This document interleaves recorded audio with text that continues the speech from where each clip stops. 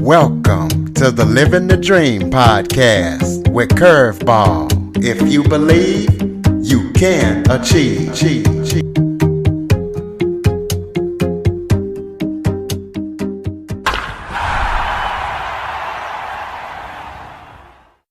Welcome to the Living the Dream with Curveball podcast, a show where I interview guests that teach, motivate, and inspire.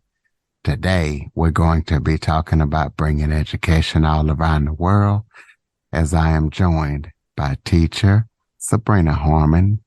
Sabrina is the Technical Advisor of Education for the Adventist Development and Relief Agency, ADRA. So we're going to be talking to her about that organization, what it is, and what it does. Sabrina has been a teacher for 20 years, and she served in Africa for ADRA. So Sabrina, thank you so much for joining me today. My pleasure. It's great to be here with you all. Why don't you start off by telling everybody a little bit about yourself? Sure. So I am natural from Brazil. I was born in Brazil. I started my teaching career there, teaching as young as I was 16 years old when I started teaching at daycare. And after that, I moved on to teach in public schools and then private schools. And then I came to the U.S. to study English as a second language.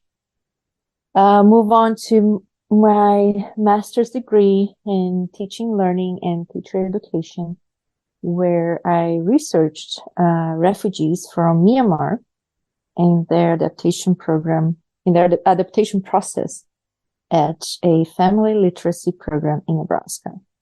From there, I was able to get an internship with ADRA in Myanmar, Southeast Asia, where I lived for 3.5 years.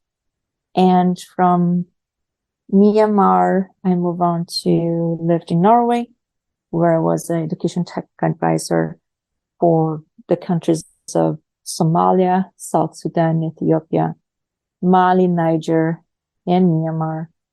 After 3 years doing that work, then I moved to ADRA International, where I'm doing the same job, just backstopping different countries, like Madagascar, Mozambique, Eswatini, Zimbabwe, Syria, Peru, Mali, and Sudan.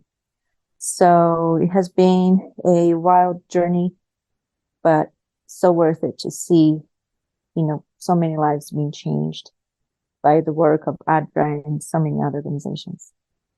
So tell us what ADRA actually is. Kind of give us a history on it. Maybe if you know when it was created, what it does and what its mission is.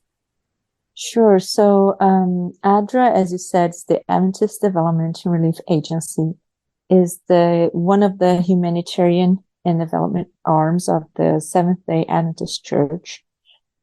This year we are celebrating 40 years of existence, and we focus on different sectors in development and humanitarian aid, such as education, livelihoods, and emergency in general, health, nutrition, WASH, and through private donors and foundations and government donors, we are able to provide relief and development assistance to more than 110 countries in the world. And our motto is that everyone should live as God has intended, so that all people can reach their full potential. So we truly believe that we can reach as many people as possible and give them opportunities to develop and build resilience in their well-beings, whatever they are. So let's talk about some of the latest trends as it regards to women and girls education statistics around the world. Yeah, women and girls statistics, education has been a major focus since 2000 with the Education for All era. in which a lot of talks start to take place on girls not having the same opportunities in education as boys. So after 23 years now, we still have women to make up more than 2/3 of the world's 796 million illiterate people. So women make up 2/3 of 796 million illiterate people. We also are talking about 1 in 3 adolescent girls from the poorest households around the world has never set a foot in a classroom. We see statistics saying that girls who get 12 years of schooling, the human capital wealth of the poorest countries could increase by 15 to 30 trillion dollars. We also see that data from 68 countries indicates that a woman's education is a key factor in determining a child's survival. And we have some pretty scary statistics when we look at girls being sexually assaulted on their way to school. We are talking about approximately 60 million girls being assaulted on their way or at the school every year. And globally, more than 1 in every 10 women and girls aged 15 to 49 are subjected to sexual and or physical violence by an intimate partner in the previous year. So there's a lot of work for us to do to support girls' education and women's well-being. Well, in the last 5 years, has there been any progress as far as girls' education? Why or why not?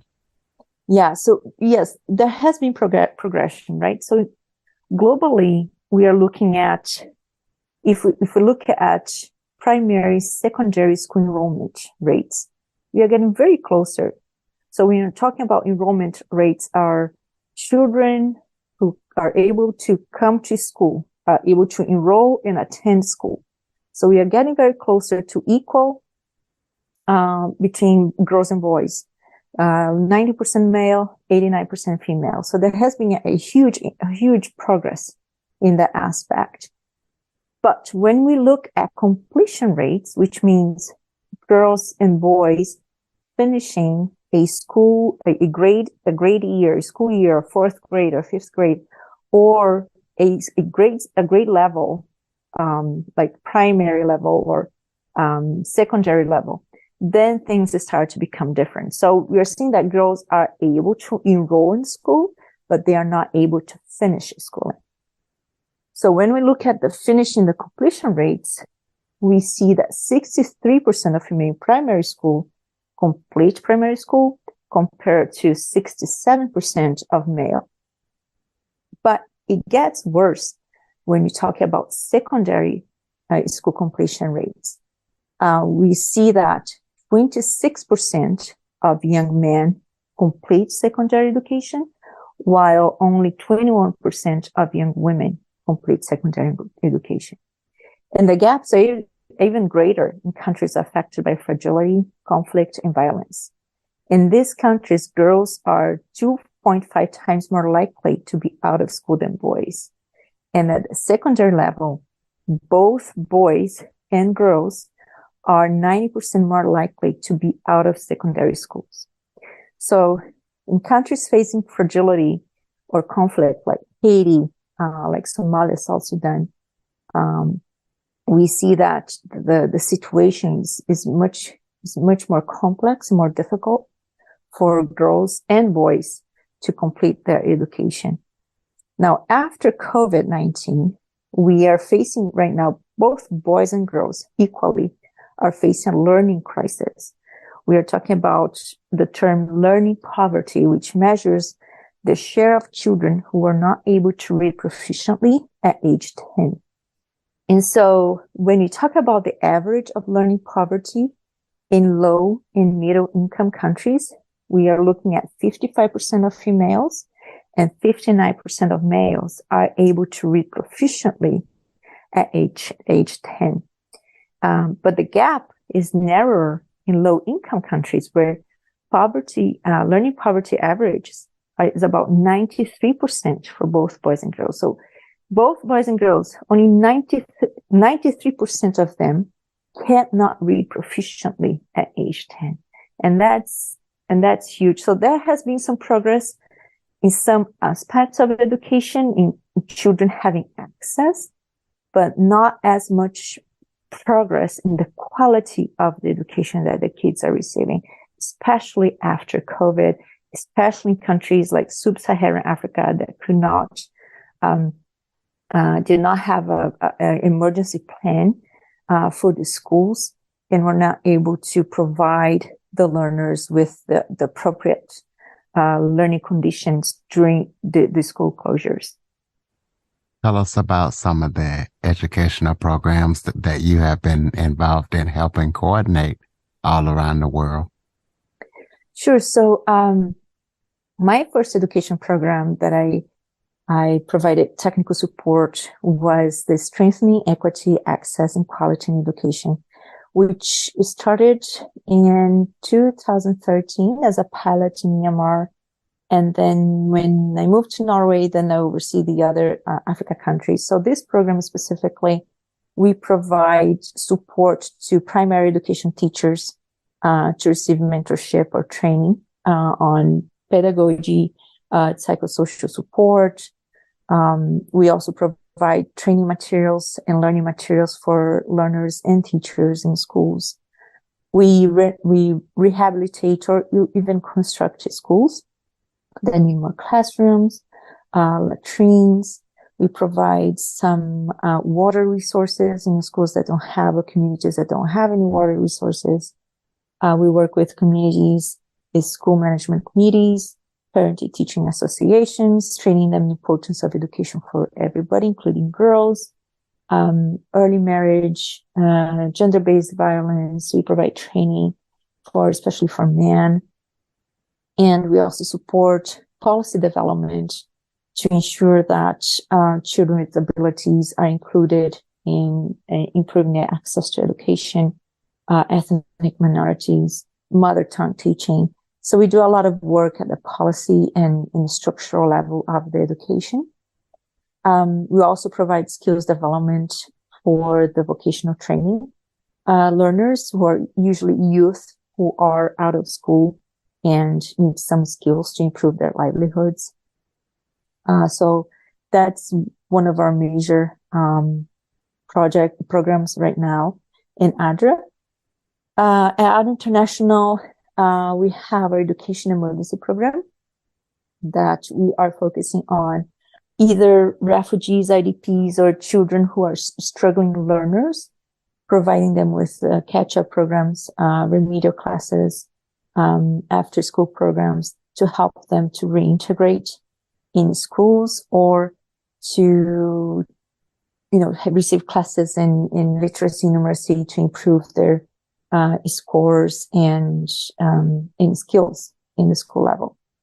And we're also doing a lot of work around child protection, training communities on referral systems, protection mechanisms within the country. So then families are aware what is available, especially if these are refugee families, like the case of Peru. We have a lot of Venezuelan families in the program. So just providing them with understanding of the system in which they are in. And I'm also providing support to our school feeding initiative. The school feeding initiative, we started with the El Nino drought, and if I'm not mistaken, in 2007. And the program started an emergency program providing only food for the kids, and then it evolved to become more of a development program, providing communities with skills in agriculture, school gardens, or some income generating activities for the schools with raising chickens or bees, cultivating bees. And right now we are operating in Eswatini, Mozambique, Zimbabwe, Madagascar. And of course, each country has its own challenges and difficulties. As ADRA, we often target our areas in hard to reach, remote areas where usually organizations are not present. Other organizations are not present. And so that sometimes make operations and implementation a little bit more difficult because of access. The roads are very difficult, traveling time and everything else. So many times security. But the School Feed Initiative has been a great program in which you see the community growing learning skills in sending back to the schools. Giving back to the schools and seeing the kids being fed at least one meal a day. It makes a huge difference. We have seen the enrollment rates increasing, the attendance increasing. The case of Myanmar, if the food is seasonal, if the communities cannot harvest the food, we see that kids don't go to school. And if there is food in schools, the schools will be full of kids. So it's a very interesting program, to understand the dynamics and needs of our communities and to support them for themselves, for them to build themselves and develop the skills they need, based on their, the difficult context they live in. So those are just a few examples. So in the regions you serve, how do they view women's education? And do you feel like with you guys being there and kind of raising that issue, has the views changed or stayed the same? That's an interesting question, because a lot of research around girls' education and the community view and the cultural dynamics around girls' education. But my personal experience, I remember I was visiting Niger, and we were going to start a program there, and we were visiting the communities, visiting the schools, looking at their, doing a sort of a needs assessment and asking the parents and the community leaders. And I remember asking that question: Do you think that a boy should have more opportunities than girls to go to school? And I remember the parents saying, and this was like in 7 communities that we visited, and they all said, no, girls and boys should have the same opportunities to go to school. And so I asked them, so what about, child marriage? Why are girls getting married so early? And the parents said, well, here in our community, we only have this primary education, that the primary school that goes all up to 4th grade. And once our girls graduate from 4th grade, they have nowhere to go because there's no secondary school. There's no, elementary school in here. And what are we supposed to do with them? So it's much safer if a 13, 14 years old girl gets married than if we send her to study in a secondary school. Because chances are, if this girl gets raped, she would, her whole family will be disgraced in the community and she will have no chances in life.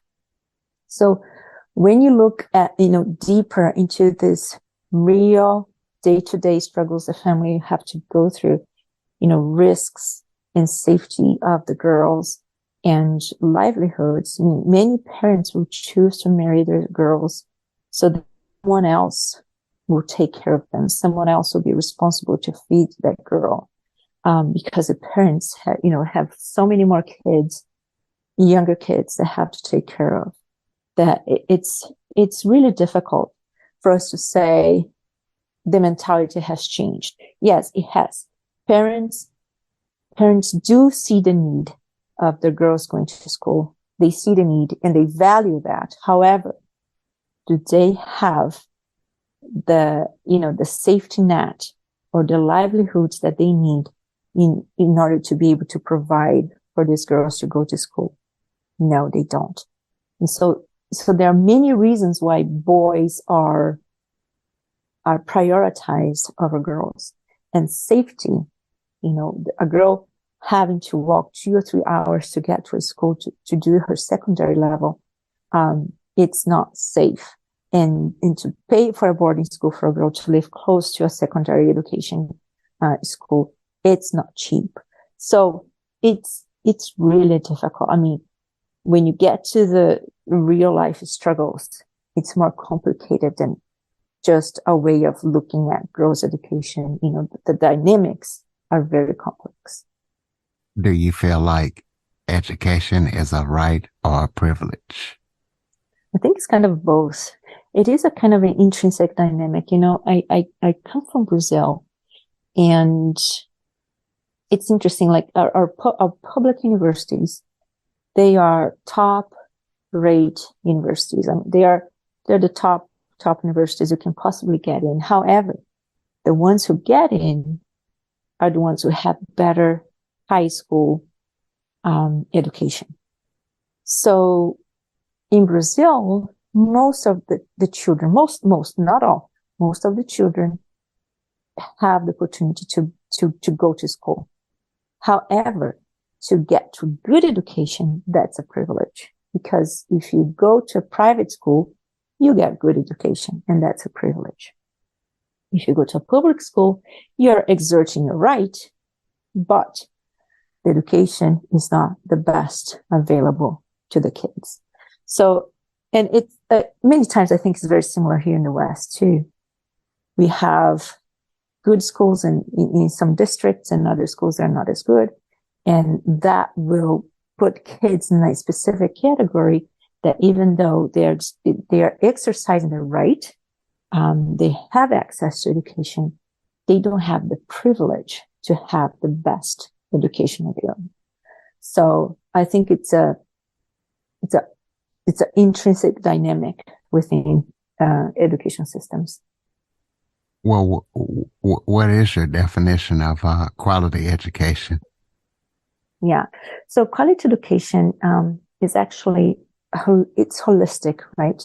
The term comprises good school buildings, teaching learning materials that are inclusive of the minority population, their history, their language, gender, quality teachers who are proficient in reading, writing, in maths, at least. You wouldn't believe that, you know, the type of teachers we encounter in the field level, what we call the field level. Many times, if it's a community school, you see teachers that can barely read themselves, and they're there teaching the kids to read. Teachers who have a fourth grade, diploma, and they're teachers because there's no one else in the community who can read. So you're talking about quality teachers. You're talking about teachers who understand learning process, have good pedagogy to teach kids and adolescents.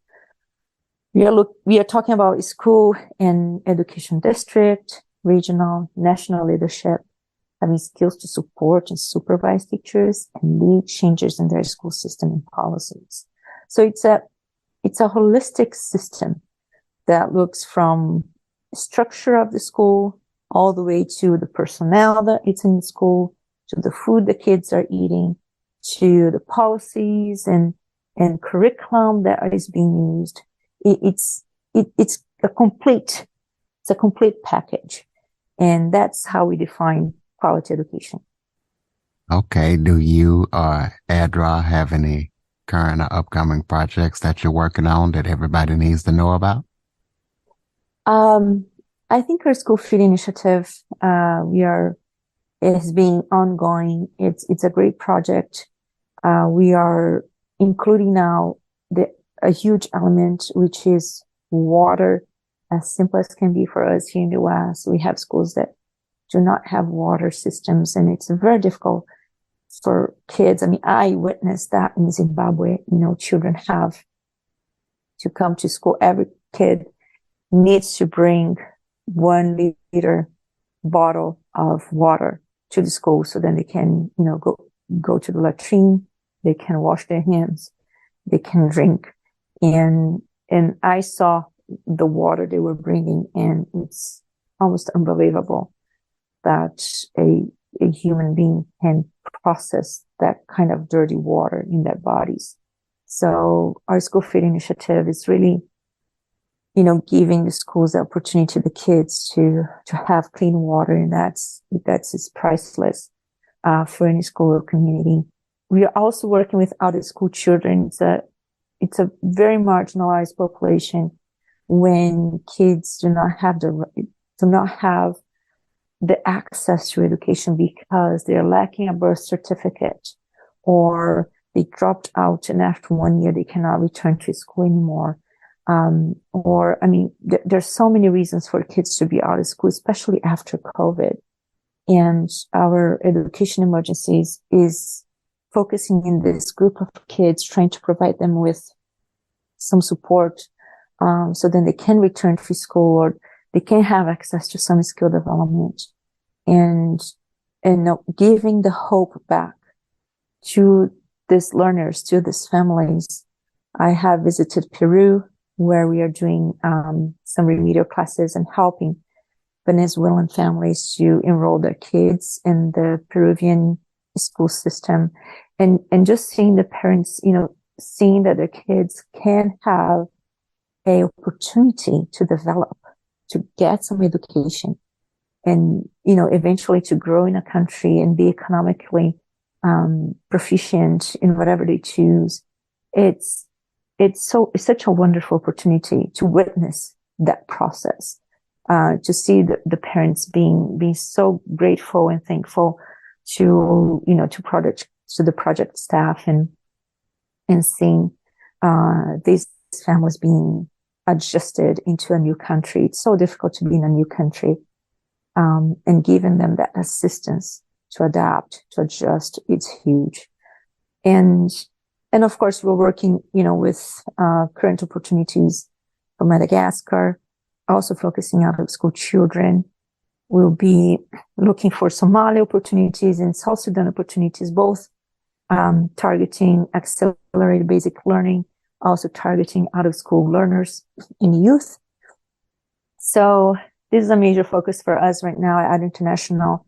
But there is also other ADRA offices, like ADRA Norway, ADRA Germany, that they have focus in education. They are looking more into primary education, children with disabilities, and their programs are also phenomenal and fascinating, how they are working with policy and different disability groups within, the countries in Africa, and trying to advocate for programs for children with people with disabilities, children with disabilities, trying to bring more people with disabilities into vocational training opportunities so that they can have their own livelihoods. So just interesting approaches and projects going on in our organization right now.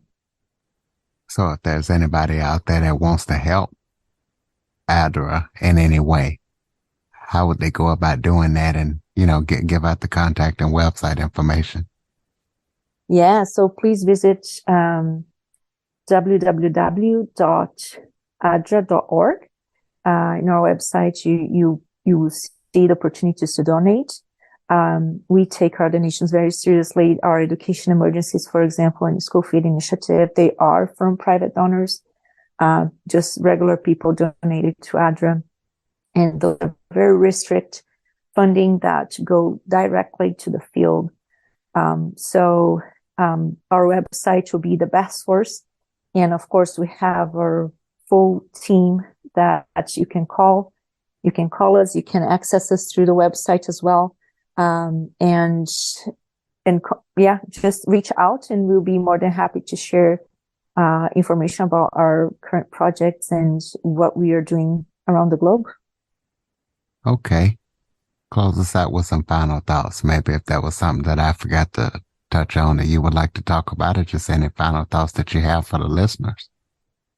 Yeah, just reiterate that ADRA, we try to collaborate, at so many different levels to really help the communities to thrive. We want our communities, to build the resilience, to understand that they can be advocates for their own change. And so when we provide relief, when we provide assistance, we are there also to provide them the skills and the knowledge for them to become fully developed.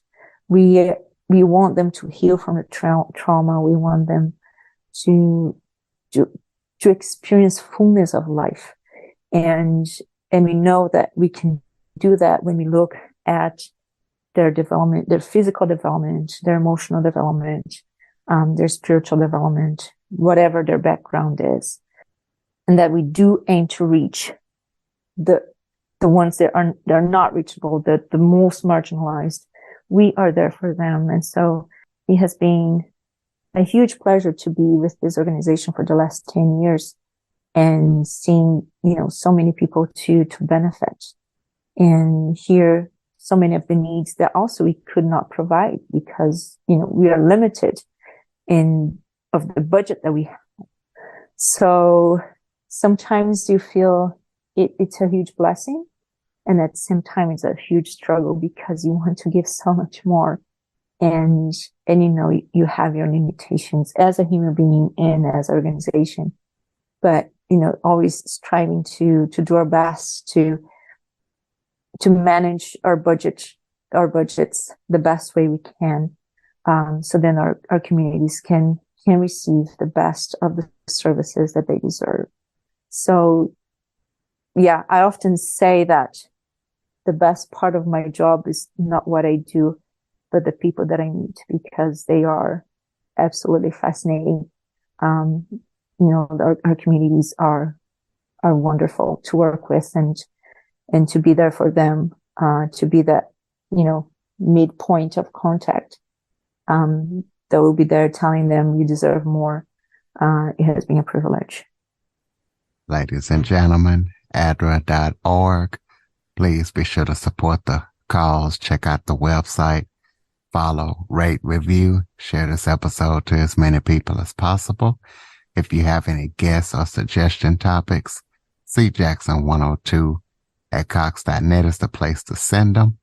Once again, check out the website. Check out everything that Sabrina's doing. She's really doing a good thing all around the world. Sabrina, thank you so much for joining me today, and listeners, thank you for listening. Thank you. Thank you all. Bye. For more information on the Living the Dream podcast, visit www.djcurveball.com. Until next time, stay focused on living the dream.